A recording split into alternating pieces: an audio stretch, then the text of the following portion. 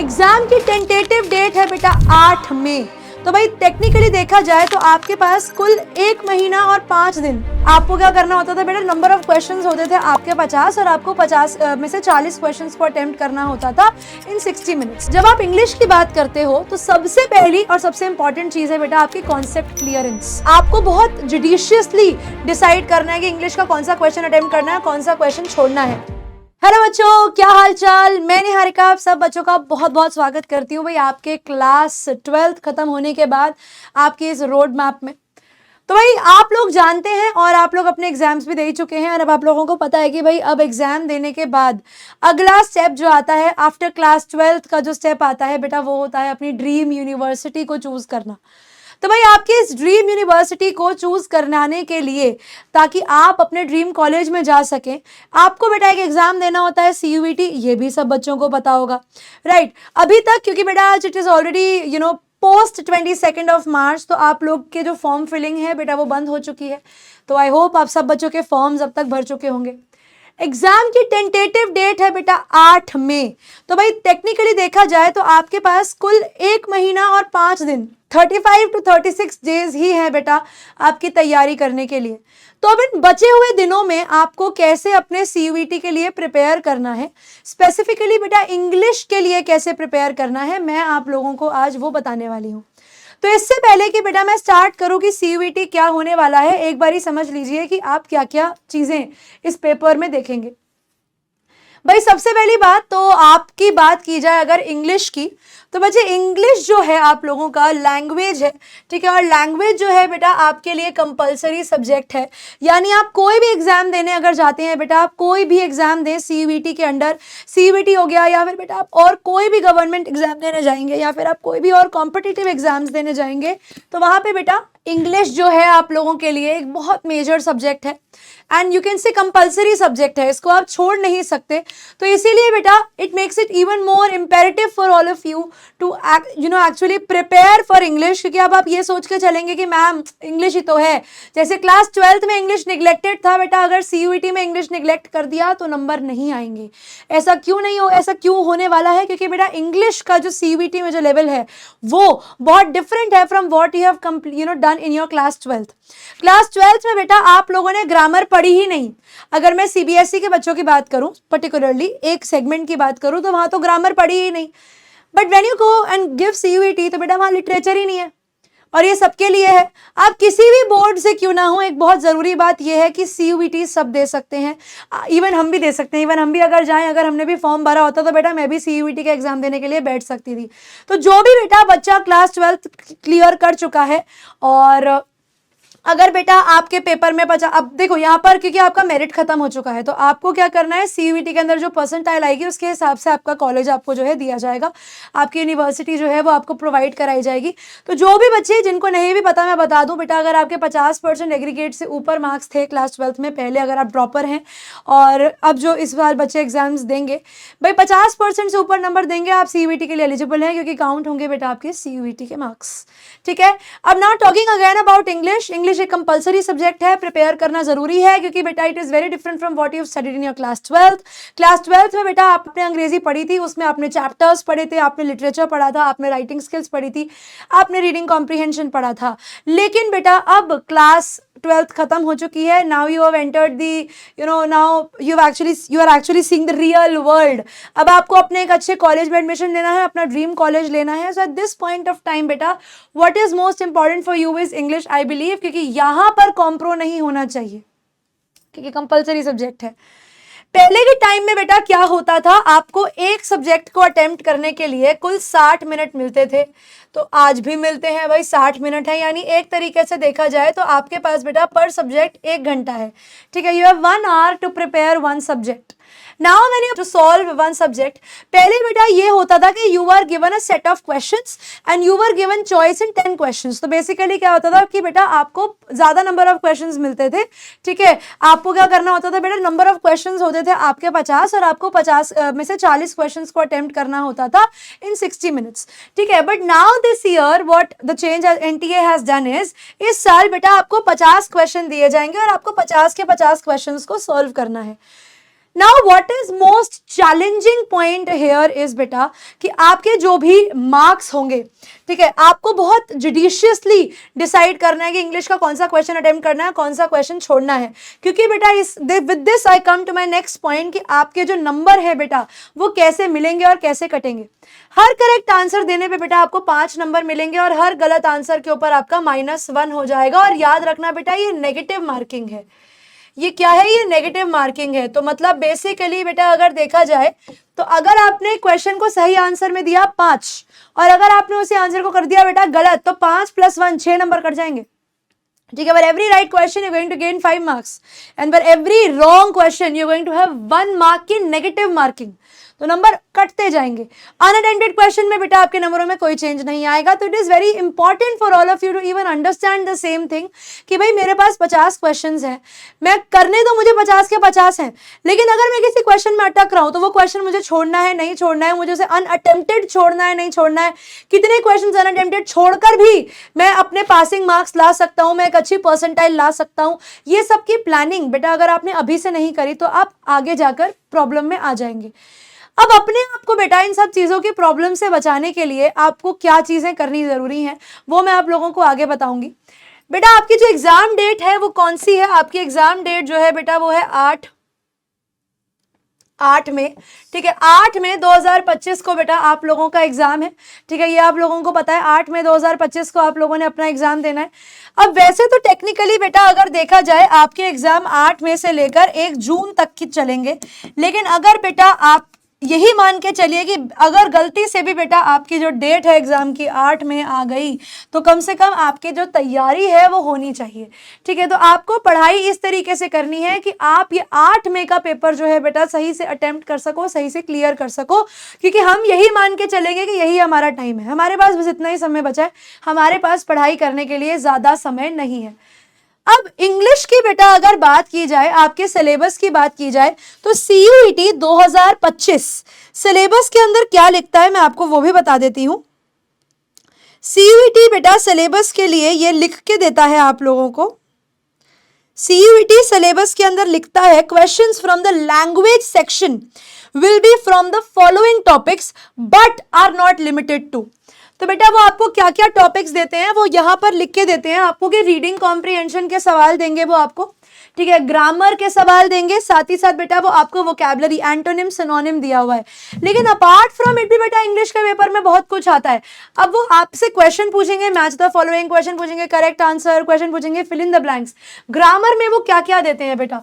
Grammar में वो आपको पूरे के पूरे parts of speech in detail, जितने भी पार्ट्स ऑफ स्पीच है बेटा, नाउन हो गया, प्रोनाउन हो गया, एडजेक्टिव हो गया, एडवर्ब हो गया, ठीक है, कंजंक्शन हो गया, प्रीपोजिशन हो गया, इंटरजेक्शन हो गया, ये सब पे बेटा आपको सवाल देखने को मिलेगा। एक एक आधा सवाल हर सेक्शन में से, हर सेगमेंट में से बेटा आपको देखने को मिल सकता है पेपर के अंदर। पार्ट्स ऑफ स्पीच में से सवाल आ सकते हैं, बिल्कुल आ सकते हैं। पार्ट्स ऑफ स्पीच के अलावा बच्चे आपका नरेशन यानी आपका रिपोर्टेड स्पीच, उसमें से बेटा सवाल देखने को मिलते हैं। साथ ही साथ बेटा आपको सवाल देखने को मिलते हैं वॉइस में से, वॉइस बोले तो बेटा आपका एक्टिव पैसिव में से सवाल देखने को मिलते हैं। सवाल बेटा आपको क्लॉजेज में से देखने को मिलते हैं, ठीक है, independent clause, dependent clause, adverbial clause, आपका एडजेक्टिव क्लॉज, नाउन क्लॉज। उसके अलावा बेटा ट्रांसफॉर्मेशन ऑफ सेंटेंसेस आपको पेपर में देखने को मिलती है, जिसमें आपको सिंपल सेंटेंस को कंपाउंड और कॉम्प्लेक्स में और वाइस वर्सा चेंज करना होता है, ठीक है। ये सारी चीजें बेटा आपको पेपर में देखने को मिलती हैं। साथ ही साथ बेटा आपको इडियम्स एंड फ्रेजेस पेपर में देखने को मिलते हैं। तो अब आप खुद देख लीजिए बेटा कि आपके पेपर के सिलेबस में लिटरेचर कहीं पर भी नहीं है, तो कोई भी बच्चा लिटरेचर प्रिपेयर नहीं करेगा। तो पढ़ना क्या है भाई? आपको पढ़ना है ये सारे टॉपिक्स, ठीक है। कंप्लीट ग्रामर में मैं आप लोगों को सारे जितने भी ग्रामर टॉपिक्स होते हैं, फिलर्स हो गए, डबल फिलर्स हो गए, सिंगल फिलर्स हो गए, ये सारी चीजें बेटा मैं आप लोगों को कराऊंगी। एरर करेक्शन, एरर डिटेक्शन के सवाल पेपर के अंदर आते हैं, ठीक है। स्पेलिंग्स के ऊपर वर्ड क्वेश्चन आते हैं, वोकैबुलरी में एंटोनिम हो गया, सिनोनिम हो गया, फॉरेन वर्ड्स हो गया, कॉमनली में स्पेल्ड वर्ड्स हो गया। तो बेटा वोकैबुलरी अपने आप में 5-6 टॉपिक्स का मिक्स है, ठीक है। इसमें मैं लिख देती हूँ, इसके अंदर बेटा आपको फॉरेन वर्ड्स प्रिपेयर करने पड़ते हैं, ठीक है। आपको स्पेलिंग्स जो है बेटा वो प्रिपेयर करनी पड़ती हैं, आपको फ्रेजेस प्रिपेयर करने पड़ते हैं, ठीक है। आपके पास एंटोनिम्स और सिनोनिम्स तो बचे हैं ही, वो तो आएंगे ही पेपर के अंदर, उनका तो कोई शक ही नहीं है उसके अंदर। सेंटेंस इंप्रूवमेंट के सवाल आते हैं बेटा आपके पेपर के अंदर, रीडिंग कॉम्प्रिहेंशन में अलग अलग सवाल आते हैं, समरी बेस्ड सवाल आते हैं। तो ओवरऑल बेटा आपका जो सिलेबस है इंग्लिश का, इट इज़ वेरी वास्ट, ठीक है, वास्ट सिलेबस है I would say. And English is a contradictory subject. English में जो आप पढ़ते हो ना बेटा, जो आप पढ़ रहे हो वो अपने आप को ही कॉन्ट्रडिक्ट कर रहा होता है। तो ये एक इंग्लिश की खासियत मैं कहूँगी। तो इसमें और पेपर जो बनता है ना बेटा, वो कॉन्ट्रडिक्शंस पे बनता है। अब बहुत सारी चीज़ें ऐसी हैं, फॉर एग्जांपल बेटा मैं जैसे जीके है, जीके में आप हर चीज़ लर्न नहीं कर सकते। Anything can be asked to you in the exam. Static GK में से अगर बात करूँ तो वो भी एक बहुत बड़ा ओशन है ऑफ information. Similarly बेटा इंग्लिश में vocabs का जो पार्ट है, it's again an ocean of various things, but you need to learn some foreign words, you need to learn some root words कि भाई पेपर में कैसे आसानी से इंग्लिश किया जा सकता है, क्योंकि इंग्लिश एक कंपलसरी सब्जेक्ट है। तो इसकी तरफ टाइम डिवोट करना तो बेटा आप लोगों के लिए इंपेरेटिव है, इसको तो तुम लोग चाहकर भी इग्नोर नहीं कर सकते। अब आपकी स्ट्रैटेजी क्या होनी चाहिए भाई? देखो, किसी भी चीज को करने से पहले उसकी स्ट्रैटेजी के बारे में जानना आप लोगों के लिए बहुत जरूरी है कि भाई मैम हमारी अप्रोच क्या रहने वाली है। बेटा मैं ये मान के चल रही हूं कि तुम्हारे पास प्लस माइनस 40 डेज है, बस 40 दिन प्लस माइनस करके 40 दिन। मैं गिन ही नहीं रही कि बेटा तुम्हारा एग्जाम 12, 15, 20, 25 में कब हो रहा है। I am not counting that. The only thing I am considering is कि बेटा आपका एग्जाम 8 मई के बाद कभी भी हो सकता है। 10 मई को मान लो आपका पहला, आप सबका 10 मई को एग्जाम है, तैयारी तो वैसे ही करोगे ना। तो भाई देखो, जब आप इंग्लिश की बात करते हो तो सबसे पहली और सबसे इंपॉर्टेंट चीज है बेटा आपकी कॉन्सेप्ट क्लियरेंस, ठीक है। Now why I am saying concept clearance बेटा, फॉर एग्जांपल अगर मैं यहाँ पर बात करती हूँ आपसे टेंसेस की, तो आपको टेंसेस की कॉन्सेप्ट क्लियरेंस होनी चाहिए। जैसे पेपर के अंदर अक्सर जो देखते हैं अगर आप सीबीटी, तो आपके प्रेजेंट एंड डेफिनेट टेंस में से न्यूज़पेपर हेडलाइन का एक क्वेश्चन बन के आता है कि एक स्टेटमेंट दे देते हैं और बोलते हैं कि यहाँ पर ये एक न्यूज़ हेडलाइन है, आपको इसमें करेक्शन करनी है, इंप्रूवमेंट करनी है, फिल इन द ब्लैंक करना है। भाई अगर मुझे ये पता ही नहीं होगा कि यहाँ पे ऊपर मेंशन भी होगा बेटा कि एक न्यूज़ हेडलाइन है, लेकिन इफ आई वोंट नो कि यहाँ पर मुझे ये न्यूज़ हेडलाइन को प्रेजेंट एंड डेफिनेट टेंस में लिखना है, if I am not clear with the concept, तो डेफिनेटली मैं उसको पास्ट टेंस में कराऊंगी कि भैया कल हुआ था ना न्यूज़पेपर में, आज छप रहा है, हो कल रहा था, तो भैया पास्ट में होगा नहीं। तो कुछ कुछ ऐसी टेक्निकलिटीज, कुछ कुछ ऐसे कॉन्सेप्ट्स हैं बेटा जो आपको क्लियर होने चाहिए, ठीक है। हु हुम के बाद क्या लगेगा, हु और हुम में क्या फर्क है, ठीक है। उसके अलावा कौन से वर्ड का क्या मीनिंग है, होमोनिम्स और आपके जितने भी होमोफोन्स हैं इनमें क्या डिफरेंस है, कौन सा वर्ड सिमिलर साउंड वाला है, कौन सा वर्ड सिमिलर मीनिंग वाला है, दो अलग अलग words. For example I take the word capital and capital, दोनों की प्रोनाउंसिएशन सेम है, स्पेलिंग में फर्क है, इन दोनों वर्ड्स के मीनिंग में भी फर्क है। कमेंट सेक्शन में मुझे जरूर बताना कि इन दोनों वर्ड्स के अंदर क्या डिफरेंस है, but I am telling you कि बेटा चीजों में फर्क है। अब जैसे मैं कहती हूँ और भी वर्ड्स अगर बेटा मैं पिक करूं, फॉर एग्जाम्पल एडवोकेट और एडवोकेट, ठीक है, एडवोकेट और एडवोकेट करना, ये दोनों वर्ड्स की स्पेलिंग सेम है, दोनों को बोलने का तरीका फर्क है, दोनों के मीनिंग में फर्क है। तो we have words, different words, ठीक है। वॉच, पहनने वाली वॉच भी और देखने वाली वॉच भी, ऑल्दो बहुत आसान वर्ड हो गया, but there are some technicalities in English. तो आपका सबसे पहला काम होना चाहिए बेटा आपकी कॉन्सेप्ट क्लियरेंस, जो कि बहुत जरूरी है पेपर के लिए। दूसरी चीज, क्योंकि बेटा आपके पेपर का एक मेजर चंक, आपके पेपर का एक मेजर पार्ट जो है वो वोकैबुलरी में से आता है, तो what I want all of you to do is, if you guys can not prepare a notebook, क्योंकि अगर करोगे तो बहुत अच्छी बात है, बट अगर बेयर मिनिमम भी करना है अपने पेपर के लिए, तो do one thing, we have a thesaurus, ठीक है, there is a thing called thesaurus, ठीक है। और उसके अलावा बच्चे आपकी डिक्शनरी, नॉर्मल कोई भी आप अपनी डिक्शनरी जो है वो उठा लो। आपको एक काम करना है बेटा, इन दोनों में से आपको वर्ड्स जो हैं वो प्रिपेयर करने हैं। क्या करने हैं? वर्ड्स प्रिपेयर करने हैं। अब आप वर्ड्स कैसे प्रिपेयर करेंगे? अब आप सोच रहे होंगे कि मैम इनके अंदर से हम कैसे जो है वर्ड्स को प्रिपेयर कर सकते हैं। तो बच्चे इनमें से वर्ड्स आप प्रिपेयर कर सकते हो। थिसॉरस में तो बेसिकली आपको किसी भी वर्ड का एंटोनिम सिनोनिम भी देखने को मिल जाएगा। डिक्शनरी में आपको एक वर्ड का मीनिंग मिलता है। तो आप थिसॉरस खोलो या आप डिक्शनरी खोलो और उसके अंदर से वर्ड्स उठाओ, ठीक है। See the word, learn the word and learn 5 to 7 words every day, ठीक है। ये मैं ये नहीं कहूंगी कि आप बहुत सारे करो, मैं कहती हूँ 5 से 7 वर्ड्स अपनी एवरेज बना लो कि भाई 5 वर्ड्स तो मुझे दिन के लर्न करने हैं। लिस्ट बनाते हो बहुत अच्छी बात है, नहीं करते तो बेयर मिनिमम भी करना है जीवन में, तो 5 से 7 वर्ड्स हर दिन वो क्या प्रैक्टिस करो। कितना कर लोगे? कुछ तो हो पाएगा, कुछ तो वर्ड्स आते ही हैं, कुछ चैप्टर्स में पढ़े, कुछ याद रह गए, कुछ देख लिए। देखना भी बेटा आपके आंखों में एक वो पिक्चर मेमोरी क्रिएट कर देगा। कभी पेपर में वही सवाल आ गया तो एटलीस्ट अटेम्प्ट तो कर पाओगे। तो वो क्या प्रैक्टिस करनी है, हर दिन के 5 या 7 वर्ड्स, ठीक है। और उसके अलावा 2 या 3 इडियम्स, ठीक है। और 2 से 3 इडियम्स बेटा आपको हर दिन प्रिपेयर करने हैं। इतना भी करोगे ना तो तुम 40 दिन के अंदर बेटा 120 इडियम्स, और मैं 7 वर्ड की एवरेज भी लेती हूँ तो तुम करीब करीब 300 वर्ड्स लर्न कर चुके होगे। 280 है, 10-20 ऊपर लगा लो। इतने वर्ड्स मैं जानती हूँ कि तुम्हारे लर्न हो चुके होंगे। 280 वर्ड्स कम नहीं होते हैं, आ सकता है। यू नेवर नो आप कितने लकी होगे, क्या पता आपके पेपर में जो वर्ड आप करके गए हो वही आ जाए। यू हैविंग डायरेक्ट मार्क्स मिल गए भाई, खत्म, सब प्रिपेयर हो गया, ठीक है। शॉर्ट नोट्स प्रिपेयर करो अपने लिए, जो भी आप बना रहे हो, जो भी पढ़ रहे हो, अपने हिसाब से उसके शॉर्ट नोट्स प्रिपेयर करो। अलग अलग हाइलाइटर्स, अलग अलग कलर्स, अलग अलग पेन्स को यूज करके अपने आंसर्स अपने जो नोट्स है प्रिपेयर करो, ताकि खुद जब लिखा हुआ होता है ना बेटा तो वो कॉन्सेप्ट यहाँ रह जाता है, वो कॉन्सेप्ट दिमाग से जाता नहीं, ठीक है। ऑनलाइन मोड प्रैक्टिस, ये इसके लिए तो बेटा हमारे पास एक टेस्ट पास भी है आप लोगों के लिए। तो ये टेस्ट पास जो है आप परचेज कर सकते हैं। टेस्ट पास में आपको पूरा एक जैसे एनटीए एग्जाम देता है, क्योंकि वैसे भी अब एग्जाम जो है बेटा वो सीबीटी मोड पे हो गया है। अब वैसे भी वो कंप्यूटर बेस्ड टेस्ट हो गया है। इससे पहले पेन एंड पेपर मोड था, अब इस साल से आप सीबीटी देंगे यानी कंप्यूटर बेस्ड टेस्ट देंगे। तो आपको एक इंटरफेस का भी आइडिया लगेगा कि कैसा इंटरफेस आपको देखने को मिलता है। 1 घंटा बेटा कम से कम हर दिन आपको अंग्रेजी को देना है। कॉन्सेप्ट प्रैक्टिस करो, एमसीक्यू लगाओ, प्रीवियस ईयर क्वेश्चंस लगाओ और मॉक टेस्ट लगाओ। मॉक टेस्ट क्यों जरूरी है बेटा? आपकी टाइम मैनेजमेंट के लिए, क्योंकि बेटा तुम्हारे पास 60 मिनट के अंदर 50 क्वेश्चन को करना है तुम लोगों ने। ऑन एन एवरेज बेटा मैं कहती हूँ कि तुम एक क्वेश्चन को 1 मिनट देते हो, जिस क्वेश्चन में अटक जाओगे उसका क्या।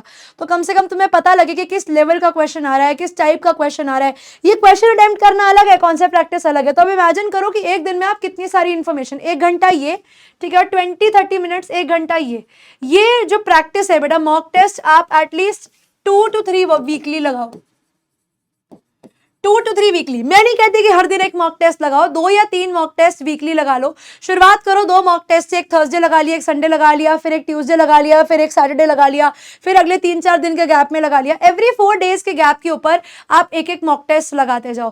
प्रीवियस ईयर क्वेश्चन से बेटा प्रैक्टिस करते जाओ। ये 1 आवर प्रैक्टिस जो हर दिन की दी है ना, ये प्रीवियस ईयर क्वेश्चन की प्रैक्टिस करो। क्लास में जो क्वेश्चन करा रही हूँ, कराऊंगी आगे बैचेस में, उनको ध्यान से सुनो। तो आई बिलीव कि अगर ये सारी चीजें बेटा आप लोग कर लोगे तो आप बहुत ईजिली अपने सीयूईटी के अंदर एक अच्छा स्कोर ला सकते हो। बिकॉज इंग्लिश एक बहुत इंपॉर्टेंट सब्जेक्ट है, इसमें अच्छा स्कोर करोगे तभी अच्छे नंबर तुम्हें जो है, अच्छा कॉलेज जो है वो मिलेगा, परसेंटाइल इंक्रीज होगी, ठीक है। तो आई होप ये सारी स्ट्रैटेजी, ये सारे पॉइंट्स बेटा आप लोगों को क्लियर होंगे। आपके कुछ भी अगर डाउट्स अभी भी रह जाते हैं तो जरूर आप मुझसे कमेंट सेक्शन में पूछ सकते हैं। इसी के साथ बच्चों आई होप आप सब बच्चे बहुत अच्छा जो है मार्क्स लेकर आएंगे अपने सीयूईटी एग्जाम्स में। आप सब बच्चों को ऑल द बेस्ट। इसी तरीके से पढ़ते रहिए, आगे बढ़ते रहिए and all the best. Bye bye everyone.